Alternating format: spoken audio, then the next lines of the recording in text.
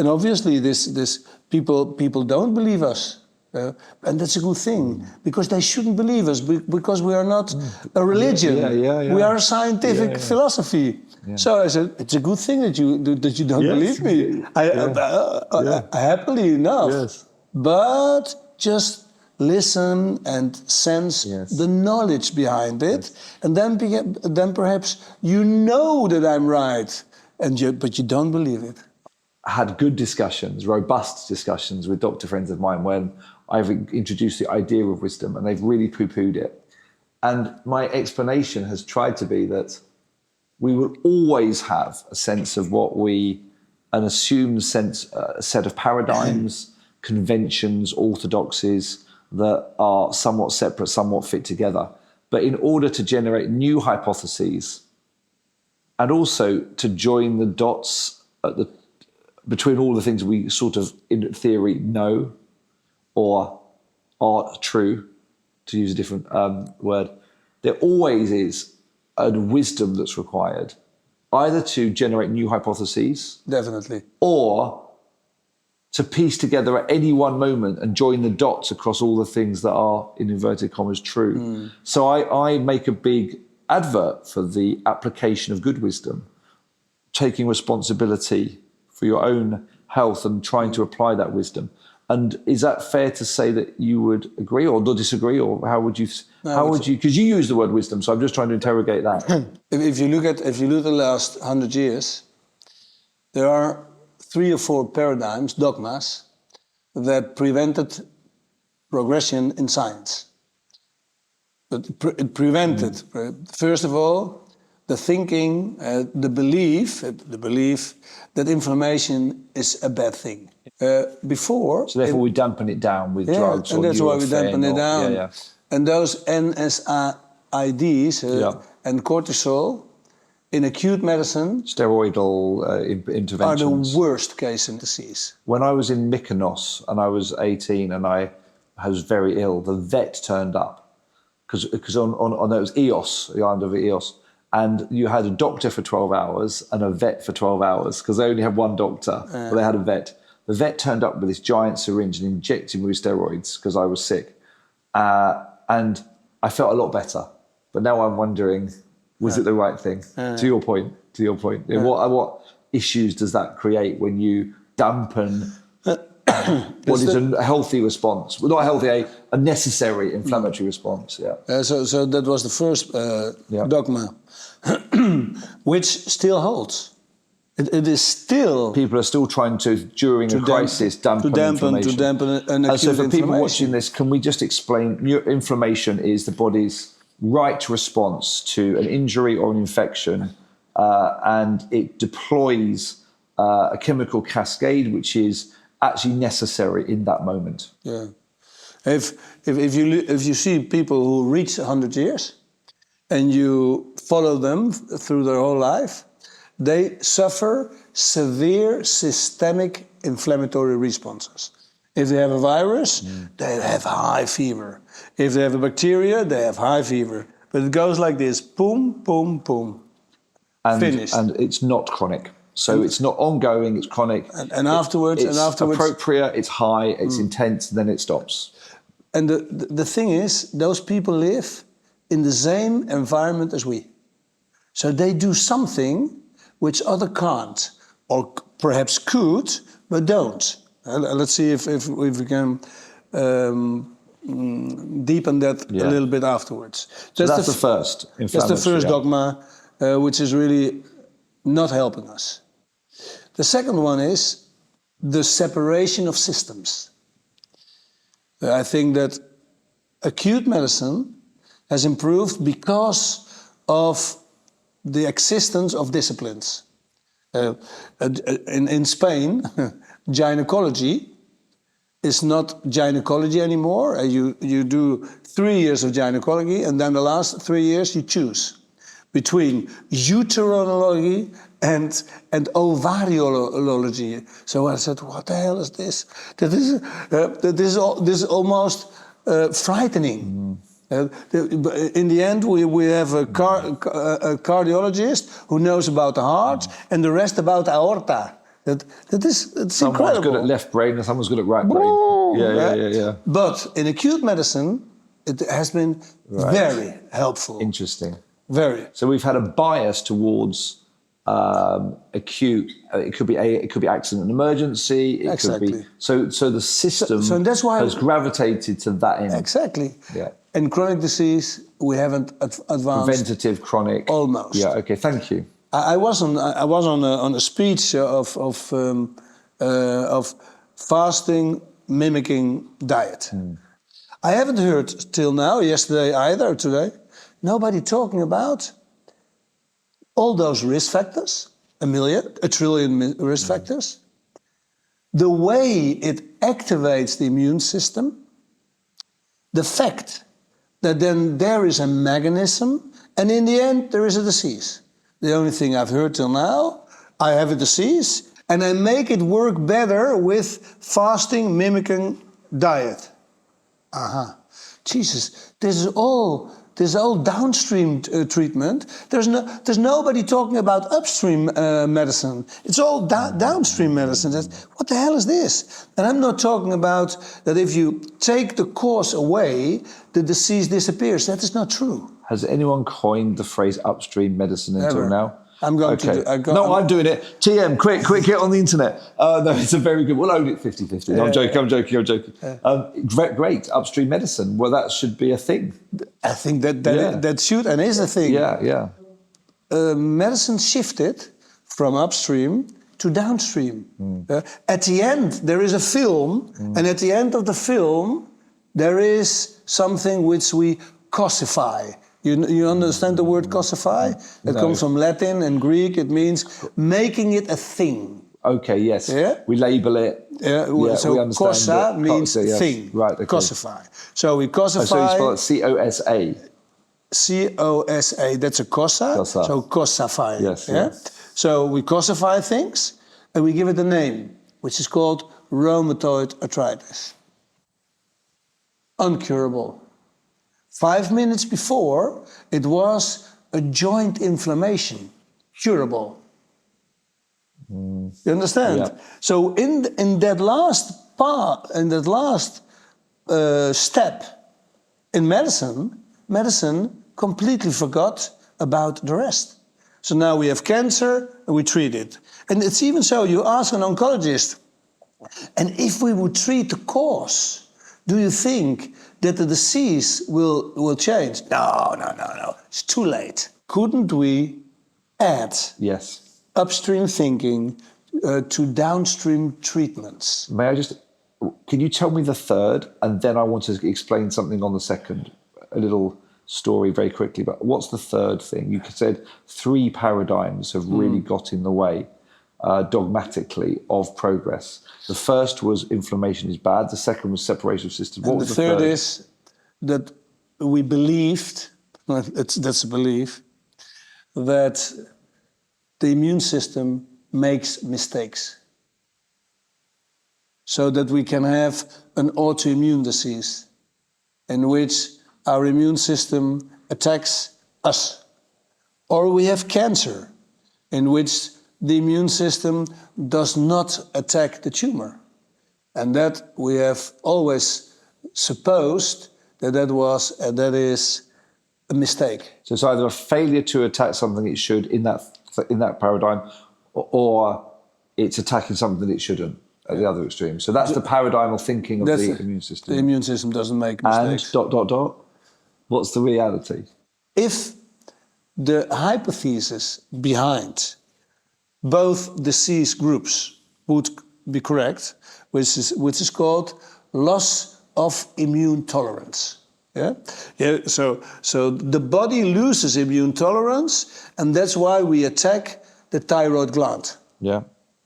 But why do we then only attack the thyroid gland, and not the thyroid gland and the pancreas and the skin and this? If it's immune tolerance loss, no, because there's no immune. It is a specific immune response in the thyroid gland against something which is foreign. The only thing is that we supposed the presence of weird molecules but we didn't have the machines to measure it. But we do now. Yeah? So we're only observing an outcome. Of course, and we don't look at those antibodies against, for instance, in Hashimoto, in people suffering from Hashimoto, against two molecules. Just look at them in the right way. They don't look alike human anymore. They change their structure completely. So the thyroglobulin antibodies. If you look at the thyroglobulin under an electronic microscope, then you see a structure which is not human anymore. What's happened? There is a change in the structure caused by a virus, by a bacteria, or even by food. Right. Yeah? If you look at people suffering from Hashimoto, it could be gluten, or it could be something, or it virus, could be red meat. Right. It could be domesticated food, with a sugar in it, which is from the species itself, and that can eliminate our own sugar molecule, and that can be part of that of our bioskeleton. But can you imagine? Then you have a pig. Literally a pig in your thyroid gland. To be very honest, when I have a pig in my thyroid, I want my immune system to attack it. Right. I see. So what's happened here is that, because there is this thesis that we have chronic inflammation and someone feels it in their knee, someone feels it in their heart, someone feels it in their brain, and somehow it's a random lottery for where that inflammation manifests. What you're saying is that there's a specific reason often, and in the case of the thyroid, it's become non-human, and therefore it's doing its job at that point. And it is not randomness. Yes. And the hope for someone with Hashimoto's disease, upstream you can deal with these things, and you've got experience of that, Leo? Yeah, well, I have. Tomorrow I think the best way to seduce people is by case studies. So a woman with Hashimoto, so ultrasound, complete absence of her thyroid gland, complete absence. So she says, it's gone. I said, oh, so that was a huge immune response, okay? So let's find the upstream reasons for your problem. She was 92 kilos. So obesity, that's a risk factor. Because obesity produces an inflammatory response. You get too much leptin. And could it be the other way around as well, that the lack of thyroid created the obesity? Obesity, of course. So it's a vicious cycle. Make it round. Yeah. In the end, it is not even important. If it's first the chicken and then the egg. Everything is everywhere at the same time. So the second thing is she ate 2 kilos of domestic meat every week. Yeah. She didn't move. By domestic, you mean? Domesticated food, so as in cows, wild. Which wild is completely different. Right. Yeah. Because it does not contain hardly a sugar which we never should have eaten. I'll explain that to you now. I'll put a pin in that. So she lived a completely monotonic life. Neurons, cardiomyocytes, muscles, skin tissue, every single cell gets exhausted by monotony. Yeah. So, if everything is always the same, then every tissue is going to be fragile. Tissues get bored. Cells get bored. Literally get bored. There is already a Homo digitalis. In anthropology, there are 2 new species, and they're accepted. One is Homo sapiens fragilis, and so which is fragile, and one is Homo sapiens digitalis. Okay, and they're very interesting species. You can imagine, I have a son of 15 years, and I say, your kid is going to be born with a flexed elbow. He's always with the bloody telephone. Oh, right, I see. I said, your son is always with the telephone. It's going to be Homo digitalis. That's how it will be born. Right. So Fragilis is more natural. Yeah, Fragilis is more natural than digitalis. Okay, and then there's so incredible studies in human beings about Homo digitalis and the germline. Can you imagine that kids looking at TikTok and Instagram, so they don't learn anything with all those electronic things. They only are occupied, monotony. You look at their brain. Their brain literally ages in no time. But you know what's incredible? You know what's incredible? The fertility increases. The brain is the soma. The germline is reproduction. The brain is survival. The germline is reproduction. If the brain is exhausted, your fertility increases. But the opposite is also true. Those people who use electronic learning to learn something, their brain becomes younger and their germline gets older. So there is a constant communication between these two. Can you explain that again, sorry? For people that learn digitally. So if you learn with electronic machines, a new language, Babbel, Italian, Turkish, whatever, your brain gets younger and your germline gets older. So there is a constant. What's the implication? Oh, that means that people who work the whole day with so the people from America,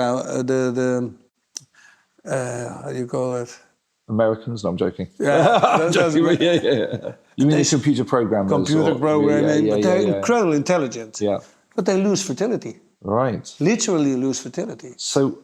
But well, what I want to say to that is, if you challenge a tissue, an organ, the organ gets younger. If you don't challenge an organ, it gets older. Yeah? So is this a plausible reason why we're losing fertility or not? Or just one of many? No, this is a very important cause of loss of fertility. Yeah. What's the difference between someone just entertaining themselves on it and that increases fertility? So someone just watching TikTok, that is bad, but someone that's learning on technology? Completely different. Oh, okay. Because learning is a challenge. Right. And just looking is monotony. Right. And monotony produces exhaustion. So this woman with her thyroid gland attacked by the immune system lived 100% monotonous life. So what I gave to her is physical challenges to challenge every single organ and specifically the thyroid gland. We took away the meat, obviously. She started to eat a lot of fish and shellfish. 10 times a week. We used cold and heat as triggers for the thyroid gland. We gave her 2 supplements, nothing else. In 1.5 years, she lost 40 kilos. We made a new ultrasound, and the thyroid gland was completely regenerated. Completely regenerated. I showed that. I've shown that on 10 congresses.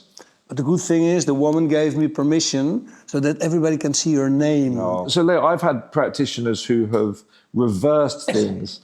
The doctor, their GP has then said, oh, we must have misdiagnosed. It's quite common that people say, well, it's impossible that happens. Yeah, but with the ultrasound, it's impossible. No. Exactly. What I'm saying is that you have the proof to You need hard facts. Yes. And not soft. Yes. Use hard endpoints. Yes. You know what the hard endpoint is? Mortality. Right. I always do everything related with mortality. Right. And not with LDL cholesterol, because a little bit higher. So that are weak endpoints. Use hard. Mortality doesn't just mean death. It means something bad. And it also means life expectancy. Life expectancy, It means, okay, does it influence life expectancy, yes or no? Okay, right. So you're looking at, you don't just deal with people that are dead. you deal with the trend or the trend to die. So those three things, just to repeat, there's the idea that all inflammation is bad, and therefore steroid and other interventions, or even have been overused to dampen it. A long time. But by the same token, we never quite understood the issues with chronic and ongoing inflammation. Is that right? Mm-hmm. Separately, and you've identified it as a 17-year-old, we separate systems. Everything. And that is a bias towards critical care and over-specialization of the clinical practice. And thirdly, misunderstanding the immune system. And actually, we need to recognize the fact that the body is clever and that it's a rational system. And that if I say misunderstanding the immune system, I'm saying misunderstanding it going wrong. The communication between the two organ systems, whatever you want to know it, responsible for the fact that we prevail. That's the brain and the immune system. So somebody watching this would say, wow, I mean, everything I learned at school needs to be rethought. Perhaps everything that a doctor, experiences, or a lot of things that a doctor experiences at medical school. I mean, Mark Laponis, who is at Canyon Ranch in America, he said, it's an old adage that half of what you get taught at medical school is wrong, but you just don't necessarily know which half. Do you have some hope that your thinking is getting more traction? Your understanding of how all these things are joined up is getting more traction? Although I'm only 38 years, in 1987, so how old was I when I'm now 38? I was one, I think. Right, very good. In 1987, I started with this. Yeah. The world was against us. Right. But very much. You were the Galileo, the Semmelweis. Don Quixote. Yeah, Don Quixote, Don Quixote. Today not. Today the world needs it because, let's say, the end consumer of medicine, the patient, is not blind anymore. Yeah. People are fed up. Literally. They have high blood pressure and this and this and this, and they get 5 different medicines, and every specialist says, you can never take my way because that's very important. And the second one, you can't. So the poor people, they just sit, take their medicines, and that's where things go wrong, and stay passive. And the whole ketogenic diet thing, luckily enough, it's getting clearer how toxic that can be. The whole ketogenic thing comes from studies of hunter-gatherers. They don't have a ketogenic diet. They have a ketogenic state. Believe me, if you don't eat, you have to produce ketogenes. So if you see why the actual hunter-gatherers who still more or less live as we lived before, they're lean. But nobody and everybody says, because they move more. That's absolutely not true. Yeah? They only move when they need. But their food, if you have ever been with them, you would understand. I spent time with the Maasai and the Samba. Okay, but then you understand that they are lean because what they eat is uneatable. It's not eatable. It's horrible. It's horrible. So if you eat a little bit, it's much more than enough. Yeah. So they don't overeat themselves ever till they find honey. Yeah, and then they eat a lot of because they eat 1 kilo or 2 kilos of it. But if I don't know if you know that group which is called the African Remote Explorers. No. They live with hunter-gatherers. Right. If you see what they eat now in 2025, it's bad. Then you understand why they are lean. Oh, I see. Sorry. Yeah. If you take them with you to Central Park in New York, we did that in 2006. They'll eat the ice creams and the hot dogs. And McDonald's. So we took them to McDonald's. They ate 6 hamburgers each. At night, I love it. they had diarrhea. But diarrhea, they were ill. The next day, what do you want to eat? They wanted to go to McDonald's again. Just how we want. They loved it. Everybody loves high-calorie diet. Are you familiar with the Katawa study? Yeah, I know. The idea that people had on an indigenous basis had very healthy. Then the bridge was made to the mainland, and they suddenly and within 6 months they were presenting with heart attacks. Exactly. Yeah. So can I just clarify? So we did by someone that I likes very much actually, a guy called Ash Kapoor. I think he's been to your lectures, and he's a regenerative health doctor. He put me on a fast. It was it was only meant to be a 3-day. I ended up, because I do have a reasonable amount of fat stored, on actually a 10-day water fast with salts and everything. I felt that it was very good for me. Are you saying, and I did go for those periods, into autophagy and into ketosis. Are you saying that you wouldn't recommend that? But you went into ketosis because you didn't eat. Yes. You did not develop the ketosis eating fat.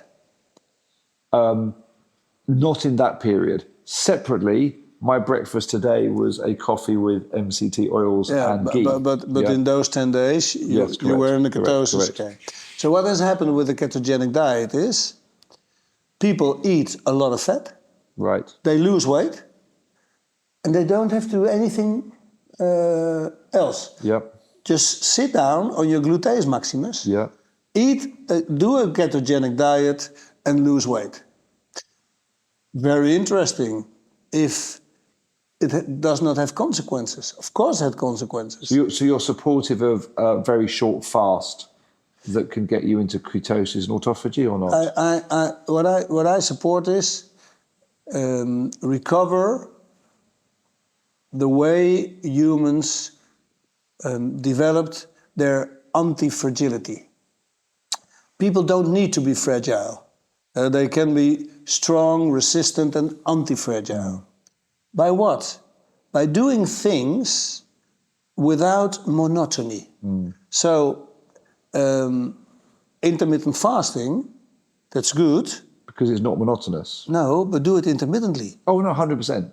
Yes, that's what I'm talking. So the reason that some people watching this may have watched the Ash Kapoor episode, in which we did look at the ketogenic implications or ketosis implications of a short fast, intermittent fast, and we looked at the implications of your GKI, your glucose to ketone index, and we discussed that, and we said for a very short amount of time, getting into ketosis from a fast was okay. From a fast. I just wanted to clarify that type of ketogenic response. I love it when it's from a fast. Yeah. But actually, intermittent stress, hormesis, good stress, that's what you're saying to people. Don't be afraid of the odd bit of high-intensity exercise, intermittent fasting. We should stand up now, right? Shouldn't we just stand up for 2 seconds? Because I love that. Yeah. I'm learning this from you.